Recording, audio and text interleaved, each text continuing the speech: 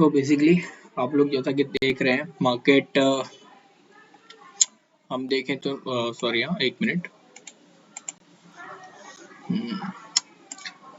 मैं थोड़ा ब्राइटनेस थोड़ा इंक्रीज करता हूँ इसका। ठीक है, देखो ये बेसिकली मार्केट यहाँ जो था कल क्लोजिंग दिया था, कल क्लोजिंग देने के बाद आज मार्केट जो है यहाँ ओपन हुआ है। देख रहे हो आप, ये यहाँ मार्केट ओपन हुआ। अगर हम इसके पॉइंट्स को कैलकुलेट करें कि मार्केट कितने पॉइंट गैप डाउन आया, तो हम यहाँ से सेलेक्ट करेंगे और यहाँ तक लेके आएंगे। तो आप देखो यहाँ पे लिखा हुआ है 1560 पॉइंट्स, 66 पॉइंट्स। ये बहुत बड़ा नंबर है। 1566 पॉइंट्स जो मार्केट गैप डाउन ओपन होना है।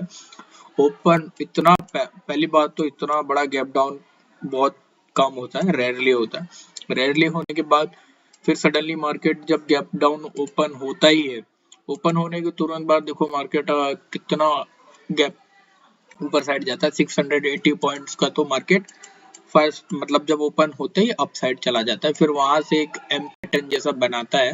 बेसिकली हमने ट्रेड लिया था यहाँ पे, और ट्रेड का लॉजिक ये था कि बेसिकली देखो मार्केट ऑलरेडी काफी ज्यादा गैप डाउन ओपन हुआ था और उसके बाद उसने रिकवरी भी कर ली अप साइड की।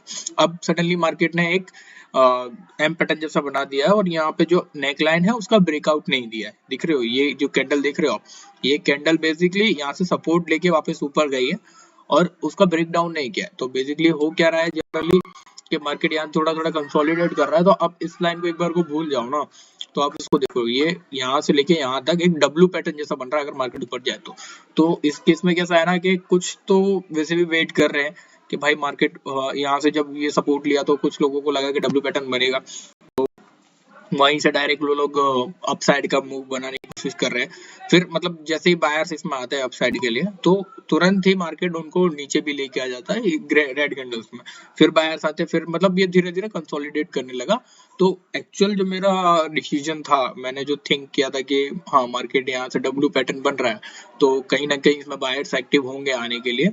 तो मेरा पर्सपेक्टिव यही था कि मैं एसएल हंटिंग के बेसिस पे मार्केट के अगेंस्ट जान मतलब एसएल हंटिंग के बेसिस पे जो अपने रिटेल ट्रेडर्स हैं, जो मैं भी रिटेल ही हूँ, बट जो प्राइस एक्शन के थ्रू चलते हैं, जो स्टॉप लॉस हंटिंग को नहीं देखते, तो उनके एसएल खाने के लिए बेसिकली मार्केट नीचे जरूर आएगा, क्योंकि ये एक नेकलाइन है और इसको ब्रेक करेगा जरूर मार्केट। तो मैंने यही अपना एक पोजीशन बना लिया था। मेरा जो टारगेट था वो 35 पॉइंट्स का था और डाउन साइड का, और जो मेरा स्टॉप लॉस था वो कहीं यहाँ पे 30 पॉइंट्स का था। तो मैंने बेसिकली वेट किया। और सबसे अच्छी बात ये ना कि अगर आप जब आपका प्राइस में जब आप ट्रेड करते हैं, अगर आपका रिस्क मैनेजमेंट ऑलरेडी बना हुआ है, आपको मालूम है आपको लॉस कितना लेना है और आपको प्रॉफिट कितना बुक करना है, बेसिकली आपका टारगेट और एसएल दोनों ही डिसाइडेड है ऑलरेडी। तो इस केस में कैसा है ना, आपका जो माइंडसेट है वो है ना एकदम स्टेबल रहेगा। अगर आप बिना स्टॉप लॉस और बिना टारगेट के काम करेंगे तो पहली बात तो जब आप ट्रेड लेंगे तो आपको पोजीशन रेड में दिखेगी, हाँ लॉस चल रहा है 100 200 500 रुपए का, तो आप वहाँ थोड़ा डर जाएंगे बेसिकली कि यार मैंने कहीं गलत पोजीशन तो नहीं ले ली। फिर आपको थोड़ा प्रॉफिट दिखेगा तो आप खुश हो जाएंगे, हाँ ठीक है जा रहा है। फिर थोड़ा और प्रॉफिट दिखेगा, 400 500 तक का प्रॉफिट दिखेगा तो आपको लगेगा और ऊपर जा रहा है, जाने दो। फिर सडनली वो नीचे आ जाएगा, ठीक है नीचे आ जाएगा। इस केस में देखो मेरे साथ भी यही हुआ था। जब मैंने यहाँ पोजीशन बनाई थी इस कैंडल पे तो मार्केट अच्छा खासा नीचे आया तो मुझे 100 150 रुपए का प्रॉफिट दिख रहा था।